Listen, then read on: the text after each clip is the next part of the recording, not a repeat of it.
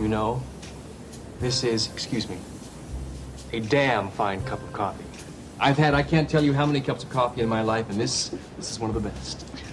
Stand-up has always been about testing boundaries. Lenny Bruce and George Carlin testing the limits of free speech, Sam Kinison testing the limits of his microphone,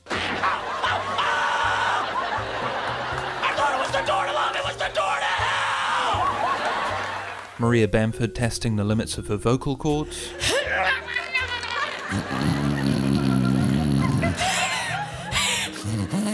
Gary Goldman testing the number of Charles Dickens references he can fit into a set. Mr. Scrooge, I just want to put some more coal into the fire. I said good day, sir! All right, I'm out of here. I get... Andy Kaufman.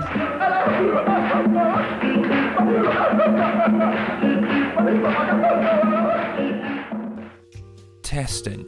However, one special in recent memory has tested stand-up in a different way, asking fundamental questions about what stand-up is and what it can be. And no, I'm not talking about the one you're thinking about. You know, the one that starts with N and ends with Annette.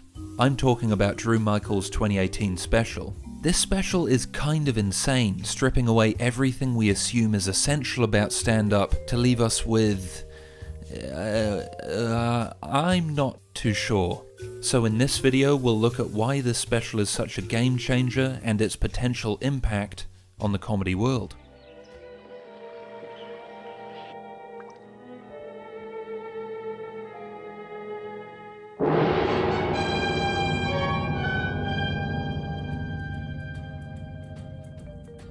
Stand-up has a basic set of ingredients: a comedian, an audience, a stage, and a microphone. Take away any one of these things and you start to compromise the whole thing.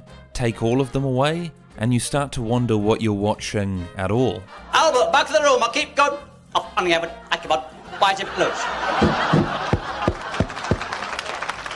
Which is where Drew Michael comes in. For those who don't know, this special was shot on a sound stage with no audience and is interspersed with conversations between Michael's fictional girlfriend played by Suki Waterhouse. It's pretty out there, falling somewhere between a stand-up special and something David Lynch would hallucinate after taking too much LSD at an open mic night.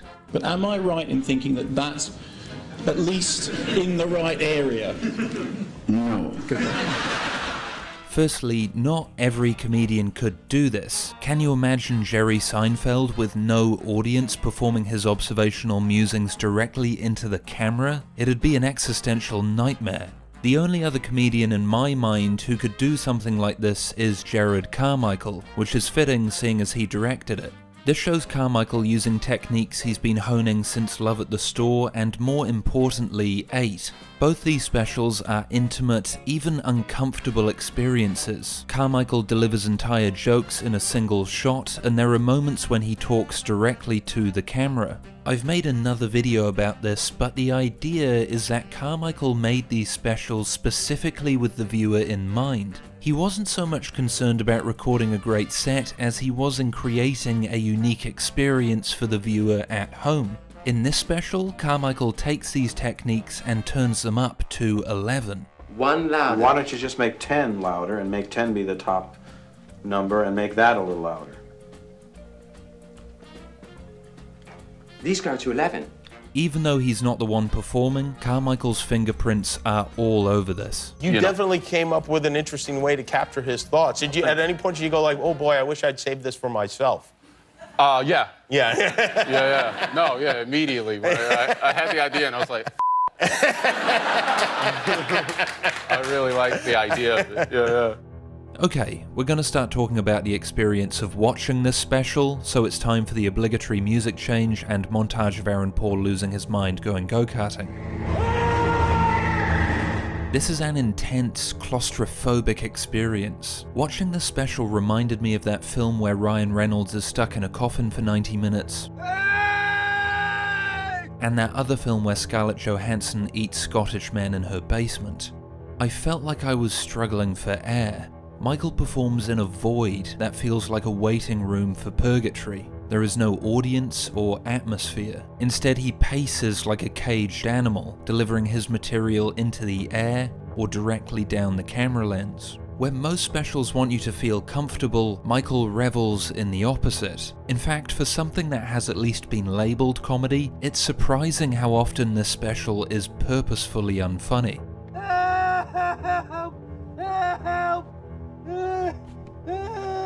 As Vulture describes, if the average person sees Drew Michael based on what they think they know about stand-up comedy, odds are they will be heavily challenged within the first 60 seconds. The special starts with one of a few conversations scattered through Michael's set. Where most specials want to build some momentum, this is borderline mundane.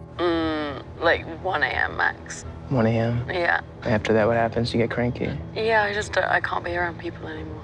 After a couple minutes, the conversation cuts, the camera pans, and suddenly we're in the middle of Michael's first routine.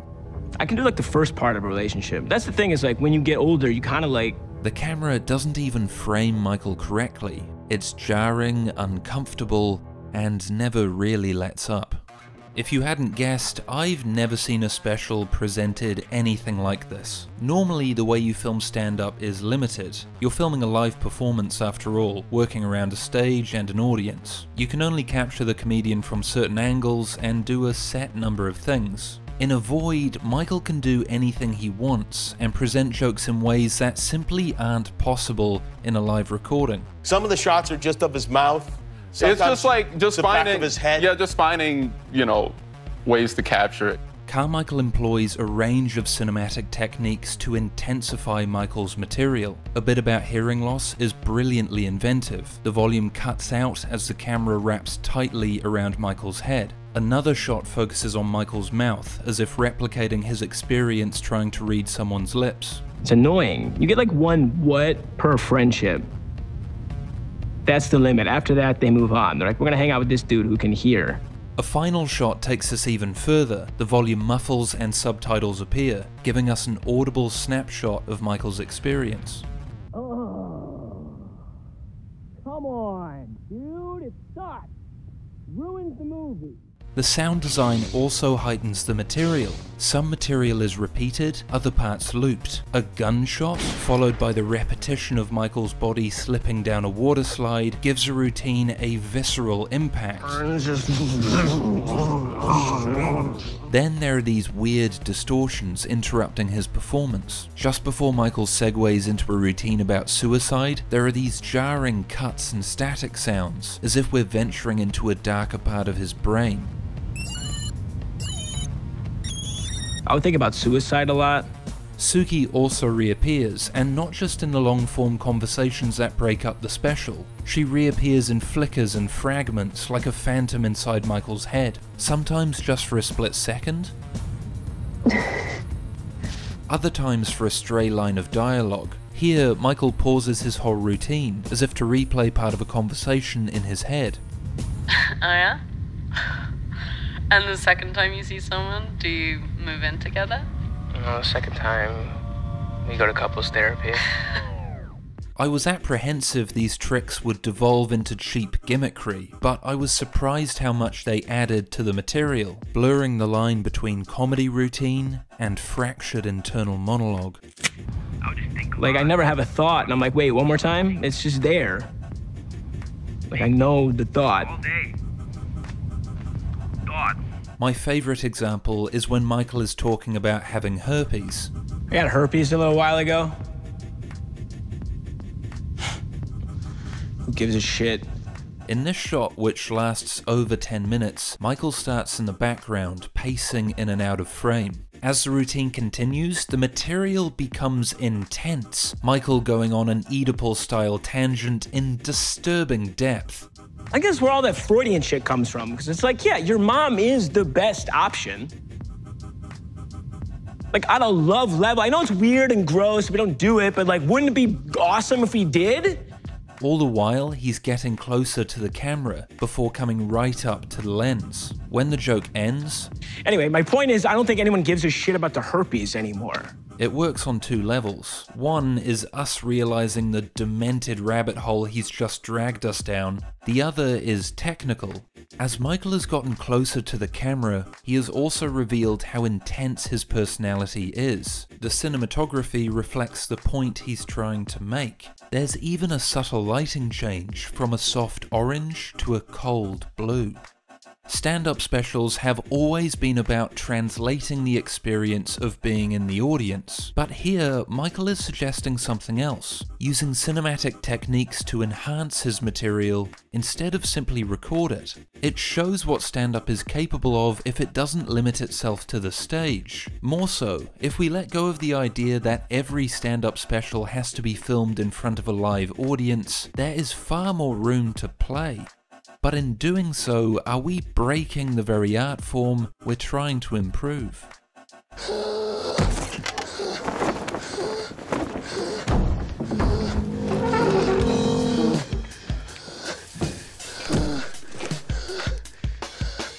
The most common criticism directed at this special is, this isn't stand-up. James Baxter. Stand-up is defined as a comedian interacting with an audience. Sure, she's not even turning around to see the show. She doesn't even care. Without this interaction, where are we? Is this stand-up or just some guy talking to a camera? Hi, oh gosh, it's a real pleasure to be here. Thank you, thank you. As Michael suggests, does it even matter? So how do you feel, or how do you respond to the criticism that your comedy special isn't stand-up? I don't know if that's a criticism, to be honest. I think people use it as a criticism as if stand-up is something to aspire to. First, I would say define stand-up. What is stand-up? And what is, to me, stand-up is a person communicating his or her thoughts in an interesting, compelling, and humorous way. Like, I don't think that there's one way to do it. Or it's worth noting, Michael toured this material for 2 years before taping this special, and you can tell it has all the rhythms and cadences of comedy. There is simply no audience there to fill in the gaps. But as Michael describes, there is an audience. It's you, the viewer. As he said in an interview with Vulture, when we watch stand-up specials, they tend to feel a little flat. I think part of the issue is what makes stand-up exciting is you're performing for a live audience. They don't necessarily know it's all going to pay off or where it's going to go. The traditional format is geared toward the live audience and then projected to people at home rather than making something that's for the people actually watching it. This is one attempt at modifying that and doing something we thought was not only true to the material, but also true to the art form. Michael has tried to inject the tension of a live performance into the viewing experience. He wants the viewer to have that uncomfortable feeling of being at a gig and not being sure how it's going to turn out. In fact, the outcome of the gig is entirely up to you. As he explained to Uproxx, when you have the audience's laughter, one of its functions is not just telling you where the funny parts are, it also acts as a surrogate reaction for you. They are doing the laughing for you, so you can just sit there and passively absorb this thing. In this special, it's on you. It's not that there's no audience, it's just you are the audience. And so when you don't hear it coming from the television screen or whatever, from your headphones, then you you're aware of your own reaction to it. I think that makes people self-conscious and makes them almost engage it in a different way that I think is interesting. Michael wants us to react to what we think is funny instead of letting the audience do it for us, which, honestly, will be way too much for many viewers. As viewers, we're not used to this level of engagement. We're used to curling up on the couch, watching a comedian berate an audience while we quietly cram cookies into our faces.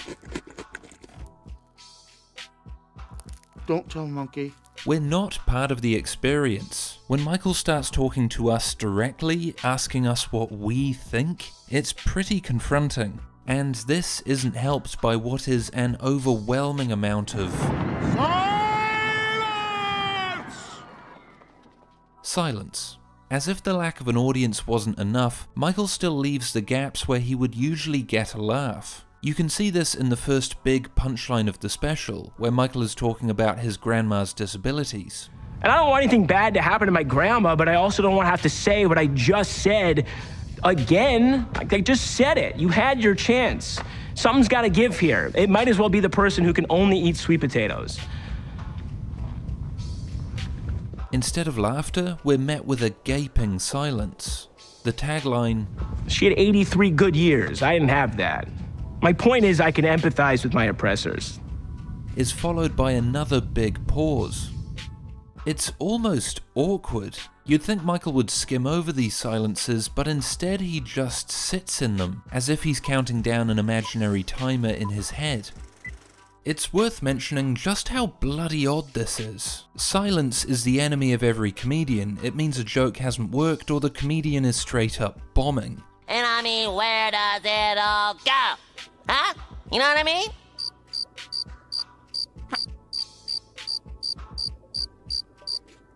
For Michael to embrace something that is universally associated with failure takes a huge amount of courage. But it doesn't make it any less weird. When I first watched Michael leave this pause, I literally started sweating from the sheer, strange tension of the whole thing.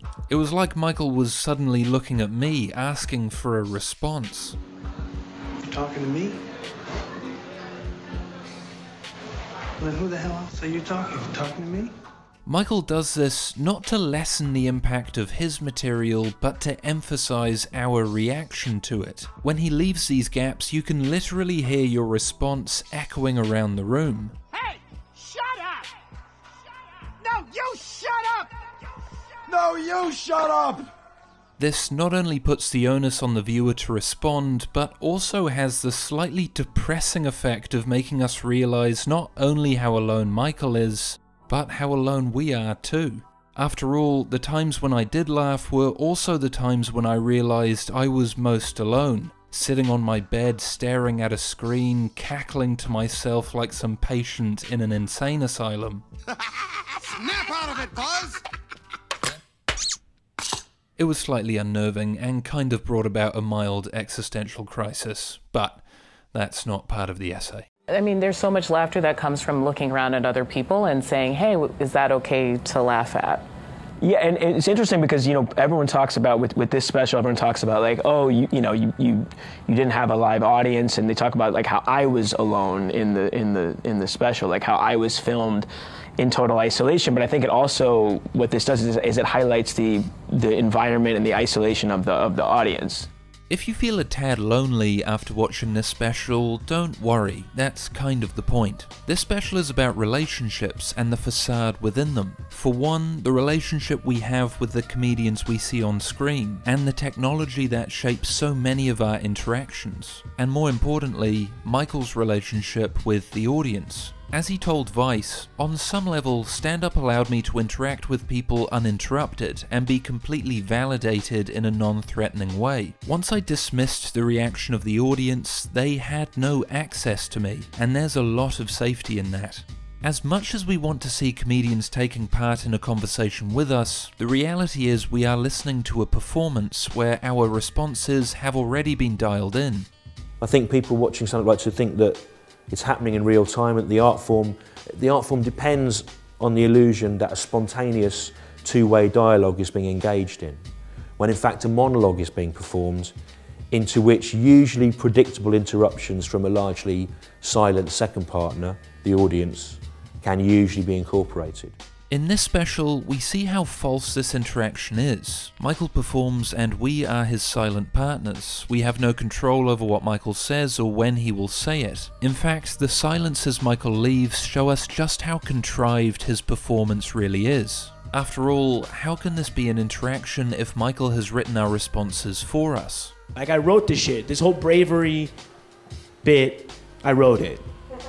I'm just saying to you right now the words that I wrote somewhere on a notebook somewhere. Even this part now, I'm like, oh, I wrote it. Yeah, I wrote that too. Like, it's all part of the same, it's the same illusion. The final moments offer a complete rejection of Michael's performance. His last routine leads to what seems like his most vulnerable moment. I'm afraid that if I let someone in past the walls that I built up for myself, that they'll see parts of myself that I haven't accepted or I don't like, parts of me that are fucked up or flawed or broken or weird or wrong or inadequate or boring. As Michael confesses, he's a guarded person, and this seems like a genuine moment of connection. And so what do you do about it? I just try to be honest. Before Suki calls out, That might be the funniest thing you've ever said. it's worth mentioning how important it is that Suki delivers this final conversation/verbal assault in person. Throughout the special, Suki and Michael have been divided. We've never seen them together. The only conversations they've had have been through screens and phone calls. Hey.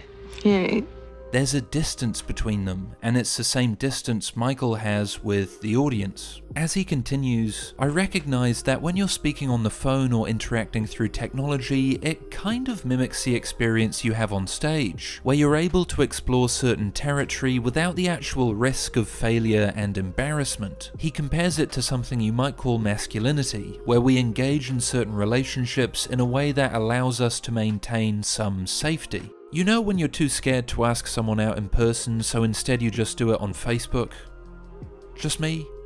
Well, that's what Michael is getting at. Often we engage in relationships in a way that makes us feel less vulnerable. We put barriers up. For me, it was asking out a girl who shall not be named online, because if she said no, it wouldn't feel as crushing as if she did it in person. That's what the audience is to Michael. It's a way to put himself out there without genuinely being exposed. As he suggests, there's a very, very strong barrier inherent in the medium itself. Yes, you can say these things, but it's not like having to talk about them to your family or someone close to you. Doing it off stage is a lot harder than doing it on stage. So when this conversation takes place in person, it's a big deal. Michael is not protected through a screen or an audience. It's a real moment of connection, and it's one Michael isn't ready for. This is emphasized by a couple things. One is a panning shot moments before, where the camera travels from Suki to Michael. This is a moment of revelation. It's the first time Suki sees Michael for who he actually is, how he's using stand-up not to confront the problems in his real life, but to disengage from them. And a brilliant lighting change. It's almost like there's been a power cut. The set Michael is performing in becomes exposed. We can see the creases of the set curtains. Michael moves from being the center of attention to a powerless silhouette. This moment signifies the end of Michael's performance. When the lighting shifts, Michael's performance ends, and the protective barrier he has when he's performing evaporates. This enables Suki to deliver what you could politely call a reality check. You think this is honest? Honesty is like, it's being open and being vulnerable. It's not just standing in front of everyone and telling them that you fucking suck. Fuck off, dude. Like, get the fuck over yourself. It's fucking boring. Like, we all feel this shit. It's like, we don't need a fucking whole big song and dance about it. You've constructed this whole elaborate way to never change. Michael may be vulnerable while he's on stage, but this doesn't mean he's vulnerable in real life. In fact, maybe saying these things on stage is keeping him in a holding pattern, validating his fears and insecurities just enough so that he never does anything about them. When she confronts him, it's reality hitting him in the face, and he has no answers. Instead, he stands there like a blank little cupcake dog and takes it. None of this has been funny. It's just been you masturbating up here. It's just been watching you jerk yourself off. And I'm really sick of it. When asked if he felt like what he does is masturbatory and self-serving, Michael replied, "Oh, yes." There's always something hypocritical about claiming to do this brutally honest art form when you're entirely in control of every moment. No matter how confessional you can be, there's still another side to it. It's not totally vulnerable because you're limiting the scope of what's being seen. But we knew this far before Michael needs to say it. This special was constructed to show how one-sided stand-up is. The relationship Michael has with the audience is an illusion, so he takes them away. As viewers watching Michael through screens and headphones, we're meant to feel as disconnected from him as he feels from us. It doesn't matter how open Michael is on stage if the relationship he has with us isn't honest. And as Suki walks away, and Michael is left with nothing but his sad metaphorical cupcakes, we realize if Michael doesn't come to terms with this reality, he will forever be stuck in a void. Because this is me running from that shit. This is me establishing the same dynamic I established in a relationship. Right here. This show is my ideal relationship. How does it work? I come out here, I say whatever the fuck I want to say. You're not allowed to talk.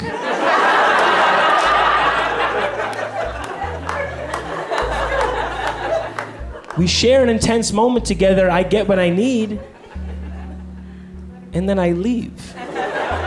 Michael could have filmed this special in front of a live audience, and it would have been good, maybe even great, but he wouldn't ask the fundamental questions he does here.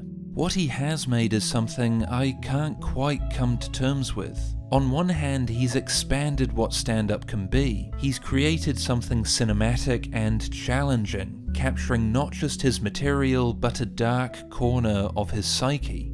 On the other, he's neglected the simplicity that makes stand-up such a timeless art form. Where you stand in this divide is up to you, but I'm glad he did it. Experimentation is good for any art form, and although it's not always fun to watch, in fact some of it was a bit of a nightmare,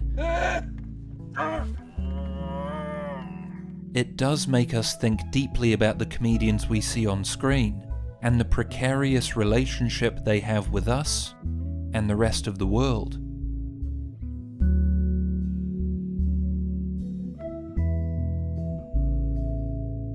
I wonder about the emotional solitude of a stand-up comic. I mean, you perform alone, but you need the crowd to make the performance happen. Do you see comedy as a solitary endeavor? Very much so. It's a totally solitary.